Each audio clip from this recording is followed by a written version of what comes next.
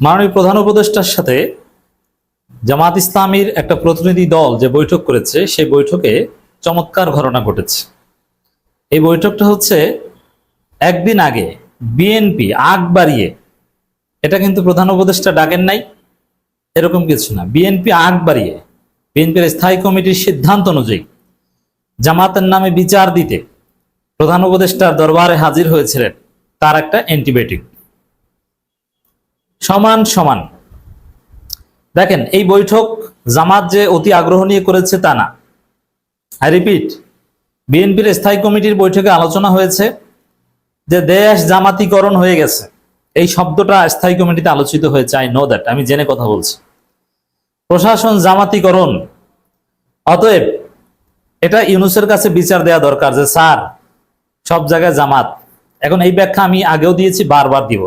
সমগ্র জাতিকে জানিয়ে দিন দর্শক, আপনারা শেয়ার করে, যে বিএনপি কাদেরকে জামাত বলছে? প্রশাসনে যারা ঘুষ খায় না, যারা নামাজ পড়ে, যারা সৎ, যারা অন্যায়ের বিরুদ্ধে জিরো টলারেন্স, যাদের ছোট ছোট দাড়ি আছে, তাদেরকে অযাচিতভাবে জামাত ট্যাগ দিচ্ছে বিএনপি।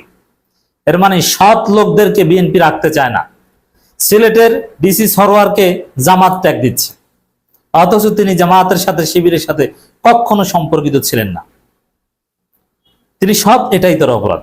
সচিবদের মধ্যে যাকেই দেখবে সৎ, সেই জামাত। দর্শক, বিচার দিতে গিয়েছে, বিচার দিয়েছে, কিন্তু মজার বিষয়ে সেই বিচার ইউনূস আমলে নেননি। স্পষ্ট করে জানিয়ে দিয়েছিলেন যে প্রশাসনে যারা সৎ, নিরপেক্ষ এবং যাদের সাহস আছে, যারা নিরপেক্ষতার সাথে নির্বাচনী দায়িত্ব পালন করতে পারবে, তাদেরকেই দায়িত্ব দেওয়া হবে। কোনো বিতর্কিত লোককে দায়িত্ব দেওয়া হবে না, টেনশনের কিছু নাই। দেখেন, আগ বাড়িয়ে বিএনপি জামাতের নামে বিচার দিতে বৈঠক করেছিল। এখন যেহেতু রাজনীতিতে সমান সমান, সেই যুগ নাই যে বিএনপি বড় দল, বিএনপি সব জায়গায় একটু সুবিধা তো পাবেই। যেমন একটা সময় পিনাকি ভট্টাচার্যদের থিওরিরও একটা ব্যাখ্যা ছিল যে একটা জাতীয় সরকার গঠন করা হোক, সেখানে মন্ত্রণালয়ে এরকম শেয়ার করা হবে, যেমন বিএনপি 30%, জামাত 25%, বা জামাত 20%, বা বিএনপি 40%, জামাত 25%। মানে জামাতকে কমিয়ে দেয়া হতো। আজীব যে বিএনপি সবচেয়ে বড় দল, প্রপোর্শন অনুযায়ী বিএনপি 40% পায়, আর জামাত তাহলে 30%, 25% পায়। এরকম হিসাব নিকাশ ছিল সবার। কিন্তু না, সেই যুগ নাই। বিএনপি 40 হলে জামাত 40, বিএনপি 50 হলে জামাত 50। আর জনপ্রিয়তার মানদণ্ডে জামাত বিএনপির চাইতে অনেক এগিয়ে গেছে। ডাকসু জাকসু চাকসু রাকসুতে দেখেছেন না, আর বলা লাগবে? দর্শক, কিছুদিন আগে প্রস্তাব উঠেছিল যে খালেদা জিয়াকে রাষ্ট্রপতি করে জাতীয় সরকার গঠন করা হোক। এখন তো আমরা বলবো যে বিএনপি জামাত সমান সমান, জনপ্রিয়তায় বরং জামাত এগিয়ে। অতএব খালেদা জিয়াকে রাষ্ট্রপতি করা হলে জামাত থেকে প্রধানমন্ত্রী করতে হবে। মানে একটা বড় কিছু বিএনপিকে দিলে জামাতকে সমান দিতে হবে, সেই যুগ চলে এসেছে।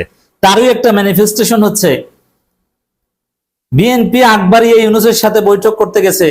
এখন জামাতের সাথে বৈঠক না করলে আবার খারাপ দেখায় না? জামাতকে ডেকেছে, আবার এনসিপি কেও ডেকেছে, হয়তোবা অন্যান্য কয়েকটা দলকেও আবার একসাথে ডাকবে। জামাত, বিএনপি, এনসিপি এদেরকে আলাদা আলাদা, আর অন্য সবাইকে একসাথে, হতে পারে। অতীতে এটাই করেছে, সমান সমান। এখন প্রফেসর ইউনূসকে যে বিচার দিয়েছিল বিএনপি, সে বিচার প্রফেসর ইউনূস নিজে আমলে নেননি। এক, বরং দর কষাকষি করেছে অনেক। কি 50 জন ডিসি চাই বিএনপির, সৎ নিরপেক্ষ, এটা বিএনপির কনসার্ন না। বিএনপি দলীয় 50 জন চায়, যাতে 50 জনকে ব্যবহার করে জয়ের আসন নিশ্চয়তা করতে পারে। কারণ কারচুপি তো সব জায়গায় করা দরকার হয় না। কয়েক জায়গায় কারচুপি করতে পারলে ওর মাধ্যমেই সরকার গঠনের এক্সট্রা মেরিট পাওয়া যায়। এই ফন্দি আছে।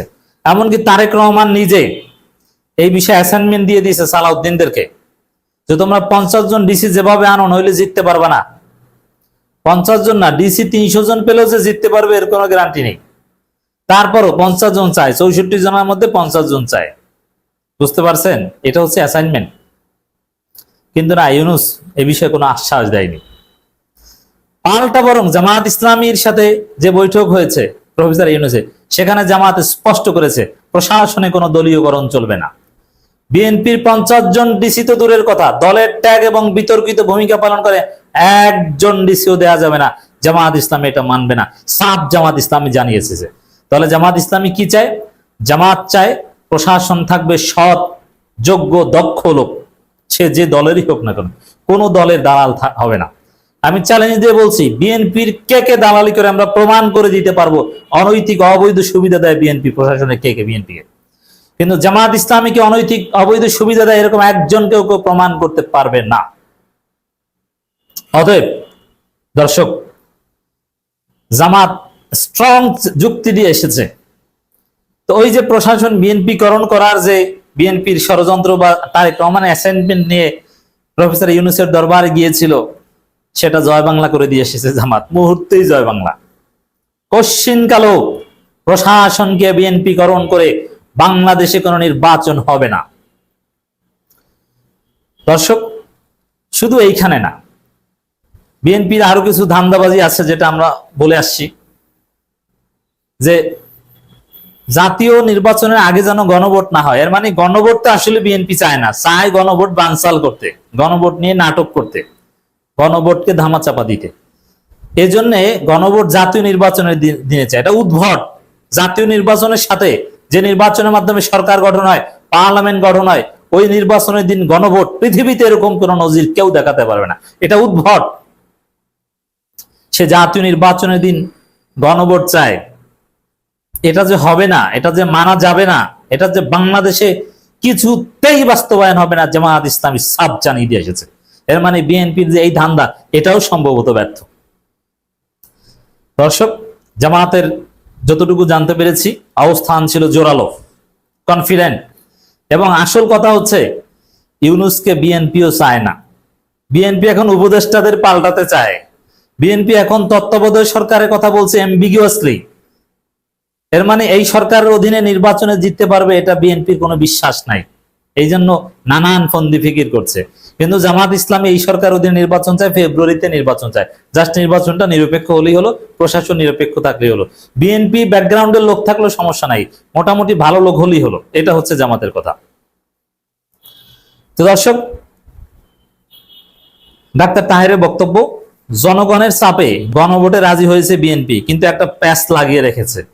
আবার ইউনূসের সাথে সাক্ষাতে ওই প্যাচ বাস্তবায়ন করারই চেষ্টা করেছিল, কিন্তু কোনো প্যাচ বাস্তবায়ন করতে পারবে না, সেই গেটিস দিয়ে এসেছে জামাত, যে এইসব প্যাচ টাচ কিন্তু চলবে না বাংলাদেশে। এবং ইউনূসের যে অবস্থান, জুলাই সনদ নিয়ে এই প্যাচে তিনি রাজিও না। তিনি সবাইকে কনভিন্স করে এগোতে চান, কিন্তু বিএনপির প্যাচ জামাত খুলে দিয়েছে। ইউনূসের কাছে যে জামাত ইসলামী বিএনপির প্যাচ খুলে দিয়েছে। অতএব বিএনপি তাদের অন্যায্য এজেন্ডা বাস্তবায়ন করতে পারবে না। ভারতের অ্যাসাইনমেন্ট বাংলাদেশে বাস্তবায়ন হবে না। নির্বাচনের দিন গণভোট চেয়ে বিএনপি জটিলতা তৈরি করছে, এই জটিলতা মানা হবে না। তো বিএনপি যতগুলো এজেন্ডা নিয়ে ইউনূসের দরবারে গেছিল, জামাত সবগুলো প্যাচ খুলে খেয়ে দিয়ে এসেছে।